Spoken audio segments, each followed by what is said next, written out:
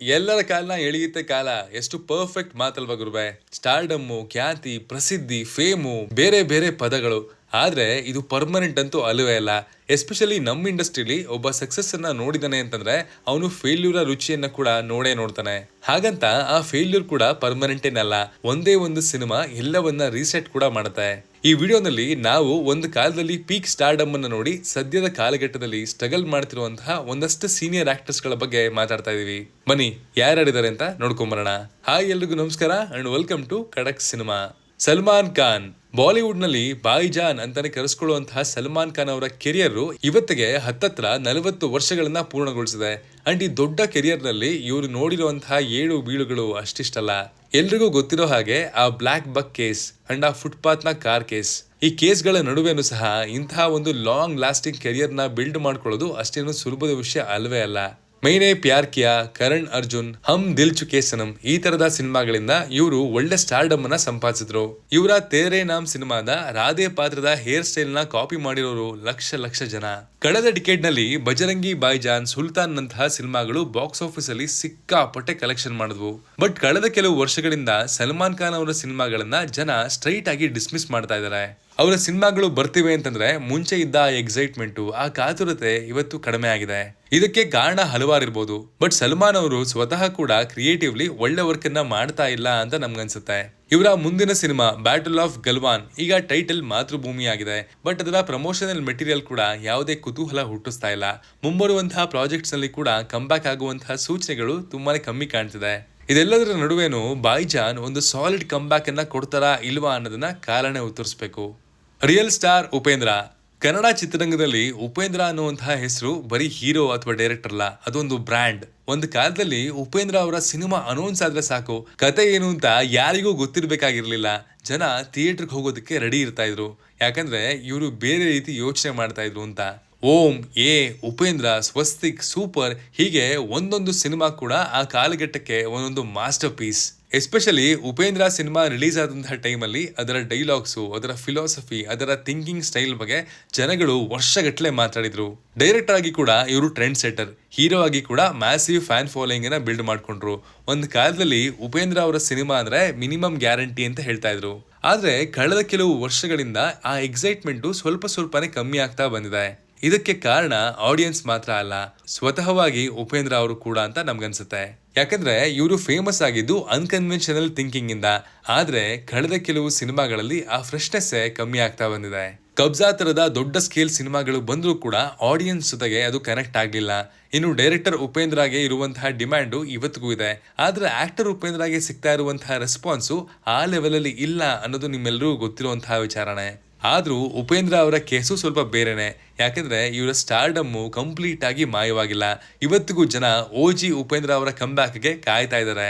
Especially ಇವರು ಸ್ವತಃ director chair ಮೇಲೆ ಕೂತು ಸ್ಟ್ರಾಂಗ್ ಕಾನ್ಸೆಪ್ಟ್ ಜೊತೆಗೆ ಸಿನಿಮಾ ಮಾಡಿದ್ರೆ ಆಡಿಯನ್ಸ್ಗೆ ಇಂಟ್ರೆಸ್ಟ್ ಆಟೋಮೆಟಿಕ್ ಆಗಿ ಬಂದ್ಬಿಡುತ್ತೆ.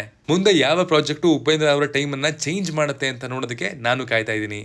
ಚಿಯಾನ್ ವಿಕ್ರಮ್. ತಮಿಳ್ ಚಿತ್ರರಂಗದಲ್ಲಿ ಚಿಯಾನ್ ವಿಕ್ರಮ್ ಅನ್ನುವಂತಹ ಹೆಸರು ಒಂದು ಕಾಲದಲ್ಲಿ ಕ್ವಾಲಿಟಿಗೆ ಗ್ಯಾರಂಟಿ ತರ ಇತ್ತು. ಯಾಕಂದ್ರೆ ಇವರು ಬರೀ ಸ್ಟಾರ್ ಅಲ್ಲ, ಪಾತ್ರ ಯಾವುದೇ ಇರಲಿ ಅದಕ್ಕೆ ಬೇಕಾದ ಎಫರ್ಟ್ಸ್ ಹಾಕುವಂತಹ ಆಕ್ಟರ್.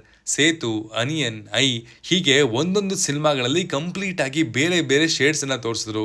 ಎಸ್ಪೆಷಲಿ ಅನಿಯನ್ ರಿಲೀಸ್ ಆದಂತಹ ಟೈಮಲ್ಲಿ ವಿಕ್ರಮ್ ಅವರ ಪಾಪ್ಯುಲಾರಿಟಿ ಬೇರೆ ಲೆವೆಲ್ ಅಲ್ಲಿತ್ತು. ಅಪರಿಚಿತ್ ಅನ್ನುವಂತಹ ಟೈಟಲ್ ಅಲ್ಲಿ ಆ ಸಿನಿಮಾ ಹಿಂದಿ ಮಾರ್ಕೆಟ್ ನಲ್ಲಿ ಕೂಡ ಸದ್ದು ಮಾಡ್ತು. ಹೀರೋ ಅಂದ್ರೆ ಹ್ಯಾಂಡ್ಸಮ್ ಆಗಿ ಕಾಣಬೇಕು, ಸಾಂಗ್ಸ್ಗೆ ಡ್ಯಾನ್ಸ್ ಮಾಡಬೇಕು ಅನ್ನುವಂತಹ ಕಾಲದಲ್ಲಿ ವಿಕ್ರಮ್ ಮಾತ್ರ ಪಾತ್ರಕ್ಕೆ ಬೇಕಾದಂತಹ ವೆಯ್ಟ್ ಲಾಸ್ ಮಾಡಿದ್ರು, ಬಾಡಿಯನ್ನ ಟ್ರಾನ್ಸ್ಫಾರ್ಮ್ ಮಾಡಿದ್ರು, ಲುಕ್ಸ್ ಅನ್ನ ಚೇಂಜ್ ಮಾಡಿದ್ರು. ಅದೇ ಅವ್ರನ್ನ ಬೇರೆ ಆಕ್ಟರ್ಸ್ ಗಿಂತ ಸ್ಪೆಷಲ್ ಮಾಡಿದ್ದು. ಒಂದು ಕಾಲದಲ್ಲಿ ವಿಕ್ರಮ್ ಅವರು ಸಿನಿಮಾ ಅನೌನ್ಸ್ ಆದ್ರೆ ಕತೆಗಿಂತ ಮೊದಲೇ ಈ ಸಲ ಇವರು ಯಾವ ಟ್ರಾನ್ಸ್ಫಾರ್ಮೇಶನ್ ಮಾಡಿದ್ದಾರೆ ಅನ್ನೋಂತಹ ಕ್ಯೂರಿಯಾಸಿಟಿ ಜನಗಳಿಗೆ ಇರ್ತಾ ಇತ್ತು. ಆದ್ರೂ ವಿಕ್ರಮ್ ಅವರ ಕೇಸಲ್ಲಿ ಹೋಪ್ ಇನ್ನೂ ಇದೆ.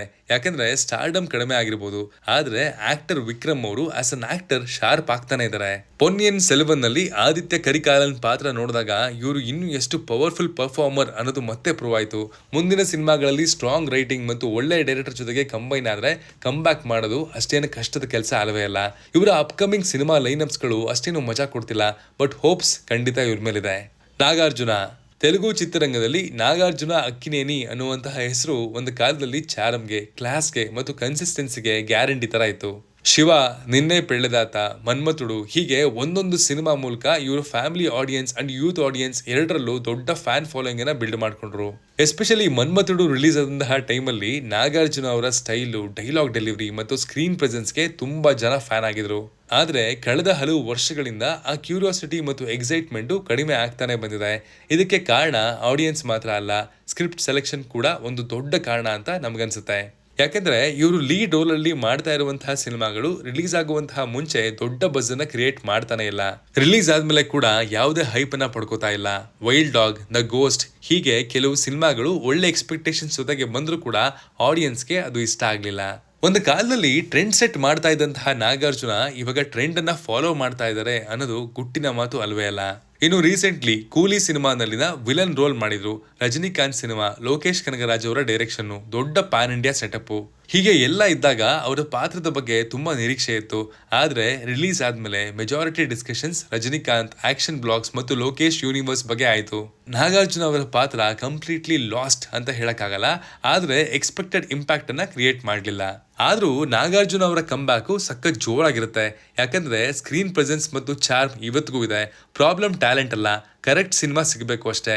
ಸ್ಟ್ರಾಂಗ್ ರೈಟಿಂಗ್ ಇರುವಂತಹ ರೋಲು ಅಥವಾ ಆಡಿಯನ್ಸ್ಗೆ ಹೊಸ ನಾಗಾರ್ಜುನನ್ನ ತೋರಿಸುವಂತಹ ಸಿನಿಮಾ ಬಂದ್ರೆ ಕಂಬ್ಯಾಕ್ ಮಾಡೋದು ಇಂಪಾಸಿಬಲ್ ಅಲ್ವೇ ಅಲ್ಲ. Crazy star Ravichandran. ಕನ್ನಡ ಚಿತ್ರರಂಗದಲ್ಲಿ ಕ್ರೇಜಿ ಸ್ಟಾರ್ ರವಿಚಂದ್ರನ್ ಅವರ ಕಾಂಟ್ರಿಬ್ಯೂಷನ್ ಬಗ್ಗೆ ಮಾತಾಡೋದಕ್ಕೆ ಹೊರಟ್ರೆ ಒಂದು ವಿಡಿಯೋನೇ ಸಾಕಾಗಲ್ಲ. ಒಂದು ಕಾಲದಲ್ಲಿ ಕನ್ನಡದ ಸಿನಿಮಾಗಳು ಅಂತಂದ್ರೆ ಡಾಕ್ಟರ್ ರಾಜ್ಕುಮಾರ್, ವಿಷ್ಣುವರ್ಧನ್, ಅಂಬರೀಶ್ ಮತ್ತು ರವಿಚಂದ್ರನ್ ಅನ್ನೋಷ್ಟರ ಮಟ್ಟಿಗೆ ಇವರ ಕ್ರೇಜ್ ಇತ್ತು. ರವಿಚಂದ್ರನ್ ಅವರು ಒಂದು ಸಿನಿಮಾದ ಮೇಕಿಂಗ್ ನಲ್ಲಿ ಇನ್ವಾಲ್ವ್ ಆಗಿದ್ದಾರೆ ಅಂತಂದ್ರೆ ಆ ಸಿನಿಮಾದ ವಿಜುವಲ್ಸ್ ಆಗಿನ ಕಾಲಕ್ಕೇನೆ ಒಂದು ಬೆಂಚ್ ಮಾರ್ಕ್ ರೀತಿ ಇರ್ತಾ ಇತ್ತು. ಇದರ ಎಕ್ಸಾಂಪಲ್ ಬೇಕು ಅಂದ್ರೆ ನೀವು ಯೂಟ್ಯೂಬ್ ಅಲ್ಲಿ ರವಿಚಂದ್ರನ್ ಅವರ 90s ಅಂಡ್ ಅರ್ಲಿ 2000 ಸಿನಿಮಾದ ವಿಡಿಯೋ ಸಾಂಗ್ಸ್ ಗಳನ್ನ ನೋಡಿ ಸಾಕು. ಅಲ್ಲಿನ ಮೇಕಿಂಗ್ ಅನ್ನ ಅಬ್ಸರ್ವ್ ಮಾಡಿ. ಕ್ರೇಜಿ ಸ್ಟಾರ್ ಟ್ಯಾಗ್ ನ ಹಿಂದಿನ ರೀಸನ್ ನಿಮ್ಗೆ ಅರ್ಥ ಆಗ್ಬಿಡುತ್ತೆ. ಆದ್ರೆ ಆ ಸ್ಟಾರ್ಡಮ್ ನ ಪ್ರೆಷರ್ ಇವ್ರನ್ನ ಇನ್ನಷ್ಟು ಪುಷ್ ಮಾಡೋದಕ್ಕೆ ಇನ್ಸ್ಪೈರ್ ಮಾಡ್ತು. ಹಲವು ಪ್ರಾಜೆಕ್ಟ್ಸ್ ನಲ್ಲಿ ರವಿಚಂದ್ರನ್ ಅವರು ಇನ್ವೆಸ್ಟ್ ಮಾಡಿ ಕೈ ಸುಟ್ಕೊಂಡಿರೋದು ಕೂಡ ಉಂಟು. ಅಂಡ್ ಅದನ್ನ ಓಪನ್ಲಿ ಅವರು ಇಂಟರ್ವ್ಯೂಗಳಲ್ಲೂ ಹೇಳ್ಕೊಂಡಿದ್ದಾರೆ. ರೀಸೆಂಟ್ ಇಯರ್ಸ್ ನಲ್ಲಿ ನಾವು ಎಕ್ಸ್ಪೆಕ್ಟ್ ಮಾಡುವಂತಹ ಕ್ರೇಜಿನೆಸ್ ಸ್ವಲ್ಪ ಕಮ್ಮಿ ಆಗಿದ್ದಂತೂ ನಿಜಾನೇ. ಇಂಪ್ಯಾಕ್ಟ್ಫುಲ್ ರೋಲ್ಸ್ ಗಳು ಕೂಡ ಕಮ್ಮಿ ಆಗಿದೆ. ಆಗಾಗ ಒಳ್ಳೆ ಸಪೋರ್ಟಿಂಗ್ ರೋಲ್ಸ್ ಗಳಲ್ಲಿ ಕಾಣಿಸ್ಕೋತಾ ಇದ್ದಾರೆ. ಬಟ್ ಅಸ್ ಎ ಲೀಡ್ ಒಂದು ಏಜ್ ಅಪ್ರಾಪ್ರಿಯೇಟ್ ರೋಲ್ ನಲ್ಲಿ ಅವರು ಮಿಂಚೋದನ್ನ ನೋಡಬೇಕು ಅನ್ನೋದು ನಮ್ಮ ಆಸೆ. ರವಿತೇಜ. ತೆಲುಗಿನ ಮಾಸ್ ಮಹಾರಾಜಾದಂತಹ ರವಿತೇಜ ಅವರು one of the finest performers ಕೂಡ ಹೌದು. ವಿಕ್ರಮಾರ್ಕುಡು, ಪವರ್ ಹೀಗೆ ವಿವಿಧ ಪಾತ್ರಗಳಿಂದ ನಾನ್ ಎಂತ ಪಾತ್ರ ಬೇಕಾದ್ರೂ ಪುಲ್ ಆಫ್ ಮಾಡಬಲ್ಲೆ ಅಂತ ಸಾಬೀತು ಮಾಡಿದವರು. ಬಟ್ ಕೋವಿಡ್ ನಂತರ ಇವರ ಕೆರಿಯರ್ ಒಂದು ದೊಡ್ಡ ಡೌನ್ಫಾಲ್ ಫೇಸ್ ನಲ್ಲಿ ಸಾಕ್ತಾ ಇದೆ ಅಂತ ಹೇಳಬೇಕು. ಇಲ್ಲಿ ನಾನು ಪರ್ಸನಲಿ ಅಬ್ಸರ್ವ್ ಮಾಡಿರುವಂತಹ ವಿಷಯ ಅಂದ್ರೆ ಇವರ ಎಲ್ಲಾ ಸಿನಿಮಾಗಳ ರೋಲ್ಸ್ ಕೂಡ ಒಂದೇ ತರ ಕಾಣಿಸೋದಕ್ಕೆ ಶುರುವಾಗಿದೆ. ಟೆಂಪ್ಲೇಟ್ ಬೇಸ್ಡ್ ಸಿನಿಮಾಗಳಿಗೆ ಹೆಚ್ಚಿನ ಪ್ರಾಮುಖ್ಯತೆ ಕೊಡ್ತಾ ಇರೋದು ಕೂಡ ಒಂದು ಕಾರಣನೇ. ಒಂದು ಟೈಮ್ ನಲ್ಲಿ ಮೂವಿ ಟು ಮೂವಿ ನಂಬರ್ಸ್ ಅಲ್ಲೂ ಗ್ರೋತ್ ತೋರಿಸಿದಂತಹ ರವಿತೇಜ ಅವರಿಗೆ ಕಳೆದ ಹಲವು ವರ್ಷಗಳಿಂದ ಒಂದು ಆವರೇಜ್ ಹಿಟ್ ಕೊಡೋದಕ್ಕೂ ಕೂಡ ಸ್ಟ್ರಗಲ್ ಮಾಡ್ತಾ ಇದ್ದಾರೆ. ಅಂಡ್ ಇದು ಸೀಕ್ರೆಟ್ ಕೂಡ ಏನಲ್ಲ. ಇವತ್ತಿಗೂ ಆ ಚಾರ್ಮು, ಆ ಸ್ಕಿಲ್ ಸೆಟ್ ಇದೆ. ಬಟ್ ಸ್ಕ್ರಿಪ್ಟ್ ಸೆಲೆಕ್ಷನ್ ನಲ್ಲಿ ರಿಪೀಟೆಡ್ಲಿ ಮಿಸ್ ಹೊಡಿತಾನೆ ಇದೆ ಅನ್ನೋದು ನಮ್ಮ ಒಪಿನಿಯನ್. ಇವರ ಅಪ್ಕಮಿಂಗ್ ಪ್ರಾಜೆಕ್ಟ್ ಇರುಮುಡಿ ಪ್ರಾಮಿಸಿಂಗ್ ಆಗಿ ಕಾಣ್ತಾ ಇದೆ. ಈ ಸಲ ಆದ್ರೂ ಅದೃಷ್ಟ ಇವರ ಕೈಯನ್ನ ಹಿಡಿಲಿ ಅಂತ ನಾವು ಕೇಳ್ಕೊತೀವಿ. ನವರಸ ನಾಯಕ ಜಗ್ಗೇಶ್. ನವರಸ ನಾಯಕ ಜಗ್ಗೇಶ್ ಅವರು ಕನ್ನಡ ಚಿತ್ರರಂಗದಲ್ಲಿ ಕ್ರಿಯೇಟ್ ಮಾಡಿರುವಂತಹ ಐಡೆಂಟಿಟಿ ಇನ್ಯಾರು ಮಾಡಕ್ ಆಗಲ್ಲ ಅನ್ಸುತ್ತೆ. ಒಂದು ಕಾಲದಲ್ಲಿ ಜಗ್ಗೇಶ್ ಅವರ ಸಿನಿಮಾ ಅಂದ್ರೆ ಫ್ಯಾಮಿಲಿ ಆಡಿಯನ್ಸ್ಗೆ ಪಕ್ಕಾ ಎಂಟರ್ಟೈನ್ಮೆಂಟ್ ಗ್ಯಾರಂಟಿ ಅನ್ನೋ ಲೆಕ್ಕ ಇತ್ತು. ತರ್ಲೆ ನನ್ ಮಗ, ಮಠ, ಎದ್ದೇಳು ಮಂಜುನಾಥ ಹೀಗೆ ಒಂದೊಂದು ಸಿನಿಮಾ ಮೂಲಕ ಅವರು ತಮ್ಮ ಓನ್ ಫ್ಯಾನ್ ಬೇಸ್ ಅನ್ನ ಬಿಲ್ಡ್ ಮಾಡ್ಕೊಂಡ್ರು. ಎಸ್ಪೆಷಲಿ ಕಾಮಿಡಿ ಜಾನರ್ ನಲ್ಲಿ ಜಗ್ಗೇಶ್ ಅವರು ಕ್ರಿಯೇಟ್ ಮಾಡಿರುವಂತಹ ಇಂಪ್ಯಾಕ್ಟ್ ಬಗ್ಗೆ ಹೊಸದಾಗಿ ಹೇಳೋ ಅವಶ್ಯಕತೆನೇ ಇಲ್ಲ. ಡೈಲಾಗ್ ಡೆಲಿವರಿ, ಆ ಫನ್ನಿ ಬಾಡಿ ಲ್ಯಾಂಗ್ವೇಜು ಮತ್ತು ಟೈಮಿಂಗ್ ಇಂದ ಸಿಂಪಲ್ ಸೀನ್ ಅನ್ನ ಕೂಡ ಮೆಮೊರೇಬಲ್ ಮಾಡುವಂತಹ ಕಲೆಯನ್ನ ಅವರು ಕರಗತ ಮಾಡ್ಕೊಂಡಿದ್ರು. ಇವತ್ತಿನ ಜನರೇಷನ್ಗೆ ಸೋಷಿಯಲ್ ಮೀಡಿಯಾ ಕ್ಲಿಪ್ಸ್ ಮೂಲಕ ಪರಿಚಯ ಇರಬಹುದು. ಆದ್ರೆ ಒಂದು ಕಾಲದಲ್ಲಿ ಥಿಯೇಟರ್ಗೆ ಜನ ಜಗ್ಗೇಶ್ ಅವರನ್ನ ನೋಡೋದಕ್ಕೆ ನುಗ್ತಾ ಇದ್ರು. ಅಂಡ್ ರೀಸೆಂಟ್ ಟೈಮ್ಸ್ ಅಲ್ಲಿ ಜಗ್ಗೇಶ್ ಅವರನ್ನ ನೋಡಿದಾಗ ನನಗೆ ಪರ್ಸನಲಿ ಒಂಥರ ಮಿಕ್ಸ್ಡ್ ಫೀಲಿಂಗ್ಸ್ ಬರುತ್ತೆ. ಯಾಕಂದ್ರೆ ಟ್ಯಾಲೆಂಟ್ ಅಥವಾ ಸ್ಕ್ರೀನ್ ಪ್ರೆಸೆನ್ಸ್ ಕಮ್ಮಿ ಆಗಿದೆ ಅಂತ ಅಲ್ಲ, ಆದ್ರೆ ನಾವು ಎಕ್ಸ್ಪೆಕ್ಟ್ ಮಾಡುವಂತಹ ಆ ವಿಂಟೇಜ್ ಜಗ್ಗೇಶ್ ಅವರ ಮೂಮೆಂಟ್ಸ್ ಸ್ವಲ್ಪ ಕಮ್ಮಿ ಆಗ್ತಾ ಬಂದಿದೆ. ರಂಗನಾಯಕ ತರ ಸಿನಿಮಾಗಳು ಬಂದ್ರು ಕೂಡ ಆಡಿಯನ್ಸ್ ಜೊತೆಗೆ ಆ ಲೆವೆಲ್ಗೆ ಕನೆಕ್ಟ್ ಆಗ್ಲಿಲ್ಲ. ಇನ್ನು ಕೆಲವು ಸಲ ಜಗ್ಗೇಶ್ ಅವರು ಸೋಷಿಯಲ್ ಮೀಡಿಯಾ ಪ್ರೆಸೆನ್ಸ್ ಮತ್ತು ಇಂಟರ್ವ್ಯೂಸ್ಗೆ ಸಿಗ್ತಾ ಇರುವಂತಹ ಅಟೆನ್ಷನ್ ಅವರ ಸಿನಿಮಾಗಳಿಗೆ ಸಿಗ್ತಾ ಇಲ್ವೇನೋ ಅಂತ ಕೂಡ ಅನ್ಸುತ್ತೆ. ಅದು ಎಂತ ಅನ್ಫಾರ್ಚುನೇಟ್ ಅಲ್ವಾ. ಇನ್ನು ಇವರು ಏಜ್ಗೆ ಸೂಟ್ ಆಗುವಂತಹ ಸ್ಟ್ರಾಂಗ್ ಪಾತ್ರಗಳು, ಒಳ್ಳೆ ರೈಟಿಂಗ್ ಇರುವಂತಹ ಸಿನಿಮಾಗಳಲ್ಲಿ ಕಾಣಿಸ್ಕೊಂಡ್ರೆ ಆಡಿಯನ್ಸ್ಗೆ ಕನೆಕ್ಟ್ ಆಗೋದು ತುಂಬಾನೇ ಈಸಿ. ಬಟ್ ಜಗ್ಗೇಶ್ ಅವರು ಇದ್ರ ಬಗ್ಗೆ ಯೋಚನೆ ಮಾಡಿದ್ರೆ ನಮ್ಮ KFಗೆ ಒಳ್ಳೆ ರೀತಿಯಲ್ಲಿ ಒಂದು ಒಳ್ಳೆ ಸಿನಿಮಾಗಳ ಮೂಲಕ ಕಾಂಟ್ರಿಬ್ಯೂಟ್ ಮಾಡಬಹುದು. ಇದಾಗಿತ್ತು ನಮ್ಮ ಒಪಿನಿಯನ್ಸ್ ಕೆಲವು ಸೀನಿಯರ್ ಆಕ್ಟರ್ಸ್ಗಳ ಬಗ್ಗೆ. Signing off, Manu.